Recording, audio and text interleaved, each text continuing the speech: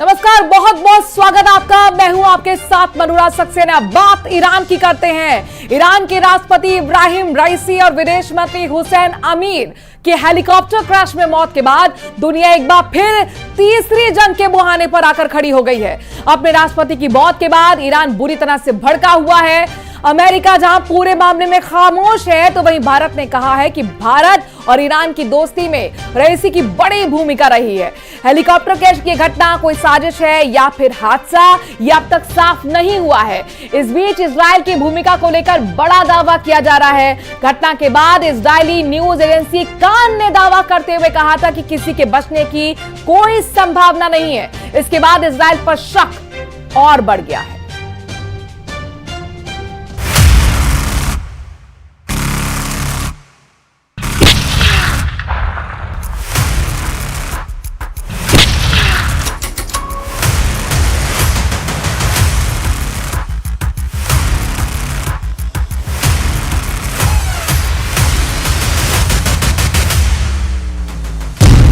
दुश्मनी,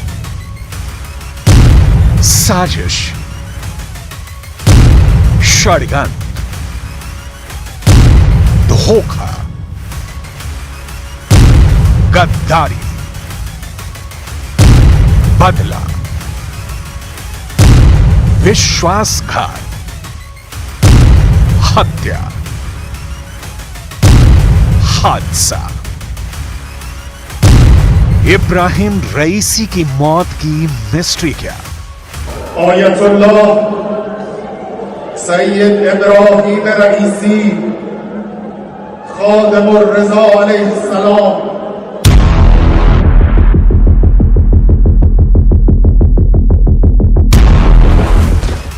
क्यों गिरा रईसी का हेलीकॉप्टर?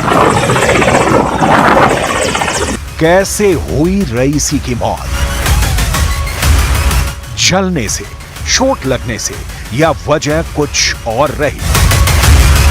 रईसी की मौत की गुत्थी सुलझाने में दुनिया के बड़े बड़े एक्सपर्ट जुटे हैं। लिहाजा यह समझना बहुत जरूरी है कि रईसी की मौत सिर्फ हेलीकॉप्टर क्रैश की वजह से हुई या इसके पीछे कोई बड़ी साजिश है।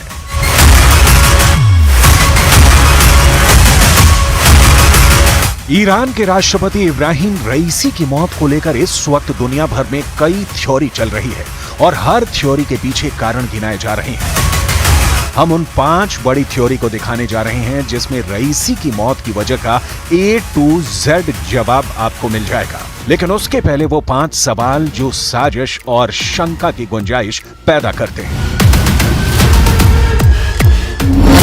पहला सवाल, बेल 212 हेलीकॉप्टर से सफर क्यों? दूसरा, लंबी फ्लाइट के लिए MI-17 से क्यों नहीं गए? तीसरा सवाल, ईरान के खिलाफ दुश्मन ने बड़ी साजिश रची। चौथा सवाल, खराब मौसम की जानकारी थी, फिर क्यों टेक ऑफ? और पांचवा सवाल, लेकिन सबसे बड़ा, कि कहीं इंटरनेशनल या फिर इंटरनल साजिश के शिकार तो नहीं हुए ईरान के राष्ट्रपति इब्राहिम रईसी?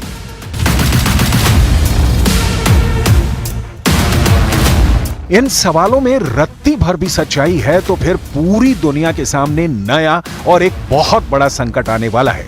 इस संकट की डिटेल आपको आगे दिखाएंगे। अभी उन थ्योरी को देखते हैं जो रईसी की रहस्यमयी मौत से पर्दा उठाएगी। साजिश की थ्योरी नंबर 1। एक बेहद सामान्य लेकिन बहुत मजबूत सवाल उठ रहा है कि मौसम खराब था, कोहरा था, धुंध थी, लेकिन फिर भी रईसी का हेलीकॉप्टर टेक ऑफ क्यों हुआ? इसे एनिमेशन के जरिए समझते हैं। रईसी के काफिले में 1, 2, 3 हेलीकॉप्टर थे। मौसम तीनों के लिए समान था, लेकिन 2 हेलीकॉप्टर सामान्य लैंडिंग करने में सफल रहे और रईसी वाला हेलीकॉप्टर दुर्घटना का शिकार हो गया। सवाल है, कैसे? क्या पायलट से कोई गलती हुई या हेलीकॉप्टर में ऐसा कोई डिवाइस फिट किया गया था जिसकी वजह से क्रैश हुआ?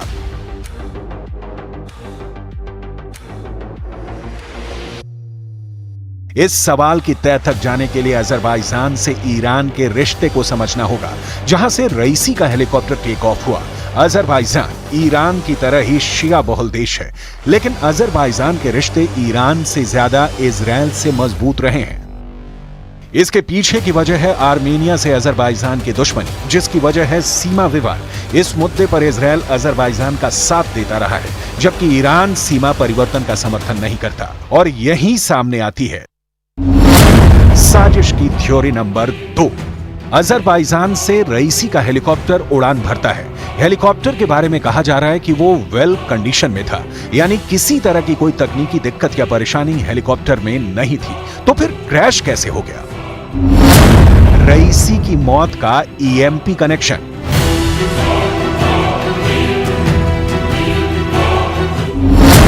ईएमपी मतलब electromagnetic pulse weapons. Electromagnetic pulse cannon से निकली तरंगों का इस्तेमाल करता है। यह एक सुपर शक्तिशाली माइक्रोवेव सिस्टम का उपयोग करता है। ईएमपी से निकली ऊर्जा इलेक्ट्रॉनिक उपकरणों जैसे ड्रोन में वोल्टेज वृद्धि का कारण बनती है। इससे पहले कि ड्रोन या कोई दूसरा इलेक्ट्रॉनिक उपकरण अपने तापमान को नियंत्रित कर सके, यह इलेक्ट्रोमैग्नेटिक पल्स वेपन उसे बेकार बना देता है। तो क्या अजरबैजान में रईसी के हेलीकॉप्टर के टेक ऑफ के पहले उसमें ईएमपी फिट किया गया या ईएमपी के जरिए हेलीकॉप्टर को उड़ा दिया गया?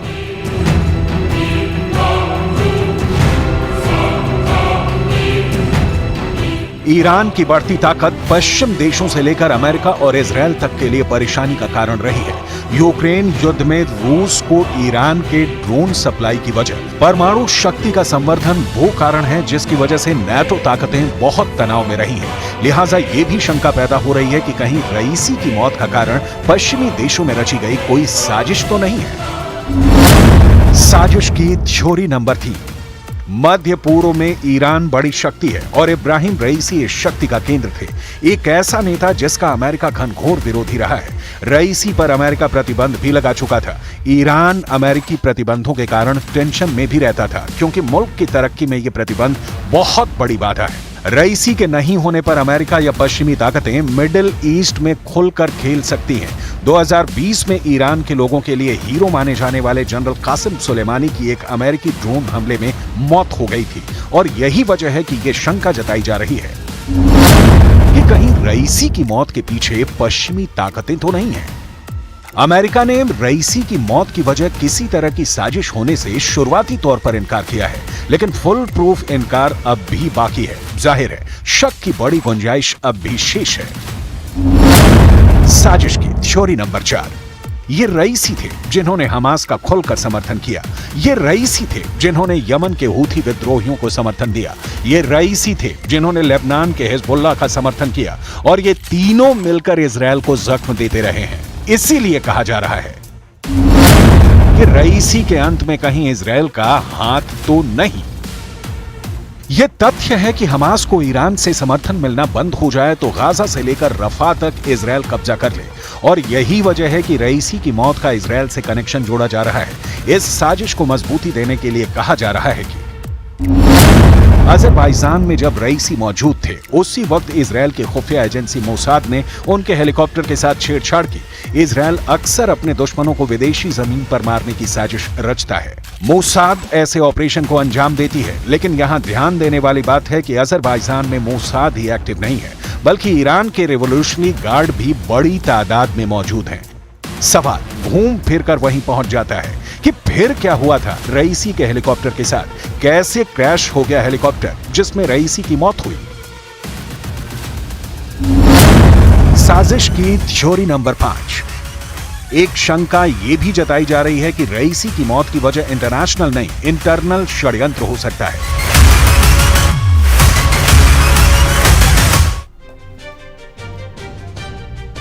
राष्ट्रपति रईसी की मौत से जुड़ी बड़ी खबर अपने दर्शकों को बता दें कि ईरान ने हेलीकॉप्टर क्रैश की जांच शुरू कर दी है। साइट पर पहुंचे हैं ब्रिगेडियर अली अब्दुल्लाही, ईरान के हाई रैंकिंग अधिकारी। पता करेंगे सच। मेजर जनरल बघेरी को बड़ी साजिश का शक है। इस वक्त की बहुत बड़ी खबर ईरान से जुड़ी हुई है। राष्ट्रपति रईसी की मौत से जुड़ी बड़ी खबर यह कि ईरान ने हेलीकॉप्टर क्रैश की जांच शुरू कर दी है। साइट पर पहुंचे ब्रिगेडियर अली अब्दुल्लाही, ईरान के हाई रैंकिंग अधिकारी अब इस सच का पता लगाएंगे।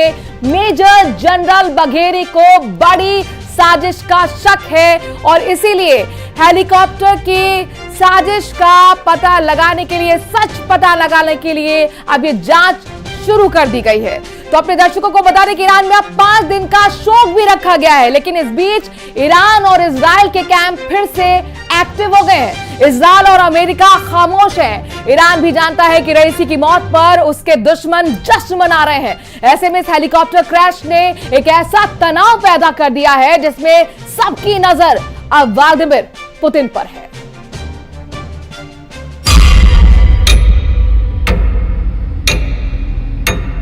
19 मई 2024 पूरी दुनिया में इब्राहिम रईसी का हेलीकॉप्टर गायब होने की खबर ऐसी फैली जिसने पूरी दुनिया को हिलाकर रख दिया। ठीक 3 जनवरी 2020 की तरह जब ईरान के जनरल कासिम सुलेमानी की मौत ने बहुत बड़े युद्ध का खतरा पैदा कर दिया था। क्या रईसी की मौत एक बड़े युद्ध की दस्तक है?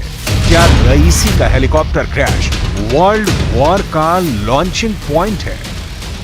बात बहुत गंभीर है क्योंकि एक देश के राष्ट्रपति की मौत हुई है। रईसी की मौत ईरान के अंदर हुए हेलीकॉप्टर हादसे में हुई और सुलेमानी की मौत बगदाद में अमेरिका के ड्रोन हमले में हुई। 4 साल के अंदर ईरान को ये 2 बहुत बड़े हाई प्रोफाइल सदमे लगे हैं, जिससे ना ईरान के दोस्त अलग रह सकते हैं और ना ही ईरान के दुश्मन।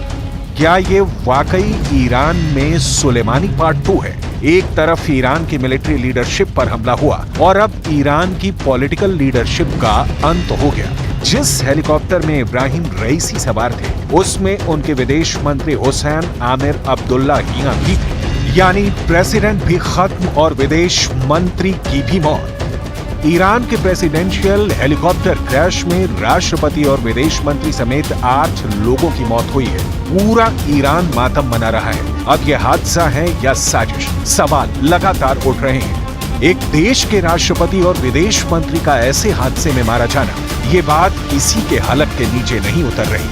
जब गाजा में 8 महीने से जारी इजराइल की बमबारी में 35,000 से ज्यादा लोगों की मौत हो चुकी है और उत्तरी बॉर्डर पर लेबनान की तरफ से हिजबुल्लाह इजराइल पर हमला कर रहा है, तब ईरान की लीडरशिप का सीधा मुकाबला इजराइल और अमेरिका से भी हो रहा है। दोनों कैंप एक दूसरे को एक आंख नहीं पसंद करते। एक तरफ बाइडन, नेतन्याहू और उनके नेटो के दोस्त, तो दूसरी तरफ हमास चीफ इस्माइल हानिया के साथ हिजबुल्लाह और ईरान की लीडरशिप खड़ी हुई है। इनके साथ रूस भी है और चीन भी खड़ा है। 13 अप्रैल की रात को ईरान ने इजराइल पर मिसाइलों और ड्रोन की बारिश करके साबित कर दिया था कि पूरे पश्चिम एशिया में वो अकेला देश है जो इजराइल से सीधी टक्कर लेने को तैयार है। 300 ड्रोन और मिसाइल जब इजराइल की तरफ बढ़ रहे थे तब पूरी दुनिया में ईरान की लीडरशिप की बात हो रही थी। बेशक इजराइल ने ईरान की तरफ से हुए 95% से ज्यादा मिसाइलों, ड्रोन हमलों को नाकाम कर दिया, लेकिन रईसी और खामनेई पर पूरी दुनिया का फौरन फोकस हुआ। इस हमले के बाद रईसी ने साफ कहा था कि इजराइल पर अगला हमला बताकर नहीं किया जाएगा और इससे भी 10 गुना तेज और बड़ा अटैक किया जाएगा। तब भी दुनिया 2 खेमों में बंट गई। ईरान और इजराइल कैंप आमने सामने आ गया, लेकिन अब इनमें से 2 लोग यानी ईरान के राष्ट्रपति इब्राहिम रईसी और विदेश मंत्री हुसैन आमिर अब्दुल्लाहियां की मौत हो चुकी है। सवाल है कि क्या यह हेलीकॉप्टर हादसा एक बड़े युद्ध की शुरुआत बन सकता है? क्या यह हेलीकॉप्टर क्रैश वर्ल्ड वॉर की वजह बन सकता है? ईरान के राष्ट्रपति और विदेश मंत्री उस हेलीकॉप्टर में सवार थे जो ऐसे दौर के लिए चुना गया जिस पर पूरी दुनिया, खासकर ईरान के दुश्मनों की नजर ज्यादा थी।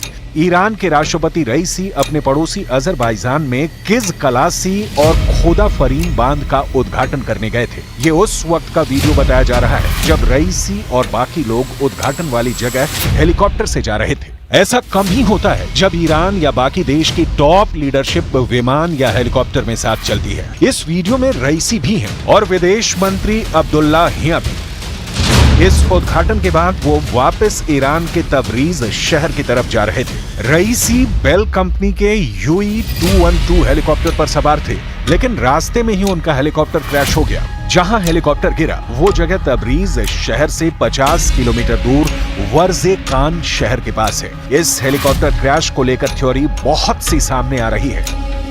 همونطور که مشاهده میکنین بنده الان دقیقاً جایی هستم که بالگرد حامل آقای رئیس جمهور و همراهانشون در اینجا دچار سانحه شده. همونطور که میدونین دیروز بعد از افتتاح سد قزقلسی که داشتن می اومدن تبریز در همین منطقه در جنگل‌های ارسباران به خاطر اینکه هوا مه‌آلود بوده بارش باران داشتیم اینجا دچار سانحه شده. फिलहाल सबको डर सता रहा है कि अगर ये हादसा नहीं बल्कि रईसी का हेलीकॉप्टर किसी साजिश का शिकार हुआ है तो ईरान क्या करेगा। क्या ईरान ऐसा बदला लेगा जो बहुत खामोशी से अंजाम दिया जाएगा। क्या ईरान ने बदला लेने का जवाबी मिशन शुरू कर दिया है। इस वक्त पश्चिम एशिया पर बहुत बड़ा खतरा मंडरा रहा है। शायद गाजा में चल रही बमबारी से भी बड़ी तबाही दुनिया के इस इलाके की चौखट पर इंतजार कर रही है। रईसी का हेलीकॉप्टर क्रैश होने के बाद दुनिया का रिएक्शन देखिए। रूस से व्लादिमीर पुतिन ने कहा कि हमने इब्राहिम रईसी और हुसैन आमिर अब्दुल्लाहियान अपने 2 दोस्त खो दिए। भारत ने कहा कि इस खबर से हम दुखी हैं। इब्राहिम रईसी ने भारत और ईरान की दोस्ती मजबूत करने के लिए बहुत काम किया। भारत इस वक्त ईरान के साथ खड़ा है। प्रधानमंत्री मोदी ने ये बात अपने ट्वीट में भी कही है। मलेशिया ने भी कहा है कि बहुत दुख हुआ। इराक ने कहा कि दुख के इस वक्त में ईरान के साथ है। तुर्की ने भी अफसोस जाहिर किया। यूरोपियन यूनियन ने कहा कि उसे अफसोस है। कतर ने भी कहा दुख है। पाकिस्तान में 1 दिन का शोक रखा गया है। चीन में शी जिनपिंग ने कहा कि चीन ने एक अच्छा दोस्त खो दिया। लेकिन आंसू गाजा के हमास और यमन के हूथी ने भी बहाए हैं और यहीं से रईसी की मौत के बाद अगले कदम का इशारा मिलने लगा है। अगले कुछ दिनों में ईरान के एक्शन से बहुत बात साफ हो जाएगी। लेकिन यह एक्शन इस बात पर निर्भर करेगा कि रईसी की मौत हादसा है या फिर एक ऐसी साजिश जिसके बाद युद्ध पर फुल स्टॉप लगाना मुश्किल हो जाएगा। है ना? थोड़ा थोड़ा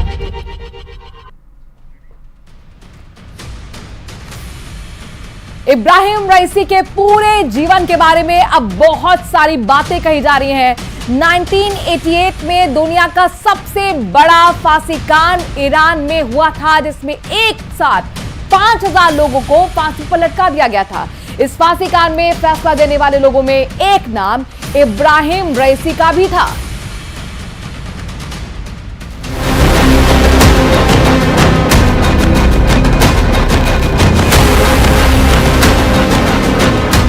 इब्राहिम रईसी की मौत की खबर ईरान के लिए एक बहुत बड़ा झटका है। इब्राहिम रईसी का नाम उन लोगों में लिया जाता था जिन्हें ईरान के सर्वोच्च नेता के पद का सबसे बड़ा दावेदार कहा गया। इब्राहिम रईसी की नीतियां अमेरिका के लिए बड़ा सिरदर्द थीं। इब्राहिम रईसी से अमेरिका की दुश्मनी इतनी बड़ी थी कि इब्राहिम रईसी की मौत की खबर आने के बाद अमेरिका में ट्रंप की पार्टी के एक नेता ने खुशी जताई थी। आखिर मिडिल ईस्ट की राजनीति के लिए इब्राहिम रईसी का रोल इतना अहम क्यों माना गया था कि उनके हेलीकॉप्टर हादसे की खबर आते ही रूस ने अपना बचाव दल रवाना कर दिया और तुर्की भी अपने ड्रोन की सेना लेकर पूर्वी अमेज़न के ज़ोल्फा नाम की जगह पर खोजबीन में जुट गई। इब्राहिम रईसी के राजनीतिक करियर और बेहद फौलादी इरादों का पूरा विश्लेषण हम करने वाले हैं। दुनिया में इब्राहिम रईसी को एक कट्टरपंथी मौलवी के रूप में जाना जाता है जिन्होंने साल 2021 में ईरान के राष्ट्रपति पद की शपथ ली थी। इब्राहिम रईसी की आक्रामक नीतियों के चलते ही इजराइल और ईरान युद्ध के कगार पर खड़े हो गए थे। इब्राहिम रईसी ने न सिर्फ इजराइल और अमेरिका का जबरदस्त विरोध किया बल्कि ईरान के अंदर उठे हिजाब आंदोलन को कुचलने में भी इब्राहिम रईसी का बड़ा रोल माना जाता है। इब्राहिम रईसी का जन्म 1960 में ईरान के पूर्वी शहर मशहद में एक धार्मिक परिवार में हुआ था। इब्राहिम रईसी का जन्म एक ऐसे ईरान में हुआ था जब ईरान में राजशाही थी, यानी ईरान में एक ऐसे बादशाह का राज था जिसको दुनिया अमेरिका की कठपुतली कहती थी। 1979 में जब ईरान में इस्लामी क्रांति हुई और ईरान के पहले सर्वोच्च नेता ग्रैंड अयातुल्लाह खामेनी का जादू ईरान की जनता के सिर चढ़कर बोलने लगा, तब ईरान के ग्रैंड अयातुल्लाह के सबसे बड़े शिष्यों में इब्राहिम रईसी का नाम आता है। इब्राहिम रईसी ने ईरान के ग्रैंड अयातुल्लाह के कंधे से कंधा मिलाकर ईरान की बादशाही को उखाड़ फेंका था। इब्राहिम रईसी की सबसे खास बात यह थी कि वो इस्लामी कानून के और शरीयत के बहुत अच्छे जानकार थे। ईरान का धार्मिक महत्व का सबसे बड़ा शहर कोम है, जहां पर पूरी दुनिया से इस्लामिक स्टडी के लिए लोग आते हैं। इब्राहिम रईसी ने भी कोम से शिक्षा पाई थी।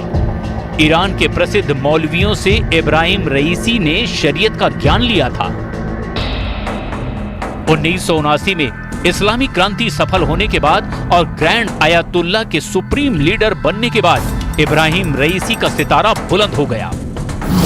1988 आते आते यानी लगभग 28 साल की उम्र में ही इब्राहिम रईसी ईरान की न्यायपालिका की सर्वोच्च समिति का हिस्सा बन गए।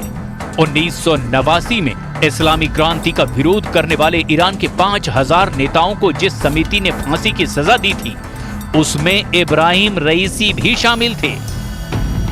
साल 2017 में जब इब्राहिम रईसी ने पहली बार ईरान के राष्ट्रपति पद का चुनाव लड़ा था, तो वो चुनाव हार गए थे। लेकिन साल 2021 में वो 62% वोट से ईरान के राष्ट्रपति का चुनाव जीत गए थे। अमेरिका की सरकार ने लगातार इब्राहिम रईसी की सरकार को परमाणु कार्यक्रम रोकने के लिए धमकाया था, लेकिन इब्राहिम रईसी ने परमाणु कार्यक्रम लगातार जारी रखा और इस वजह से इब्राहिम रईसी अमेरिका के लिए बड़ा सिरदर्द बने हुए थे। इब्राहिम रईसी ने हाल के कई दशकों में ईरान का सबसे बड़ा विद्रोह भी कुचल कर रख दिया था। महसा अमीनी की मौत के बाद ईरान के अंदर एक हिजाब आंदोलन हुआ। इसमें सैकड़ों की संख्या में लोग मारे गए थे और बड़ी संख्या में ईरान के सुरक्षाकर्मी भी अपनी जान गंवा बैठे थे। लेकिन वहीं इस बीच अपने दर्शकों को बता दें कि ईरान में 28 जून को राष्ट्रपति चुनाव भी होने जा रहा है। 28 जून को नए राष्ट्रपति के चुनाव के लिए मतदान होगा। इस बड़ी खबर स्पेशल रिपोर्ट में आज के लिए इतना ही। देखते रहिए न्यूज़ 18 राजस्थान। नमस्कार।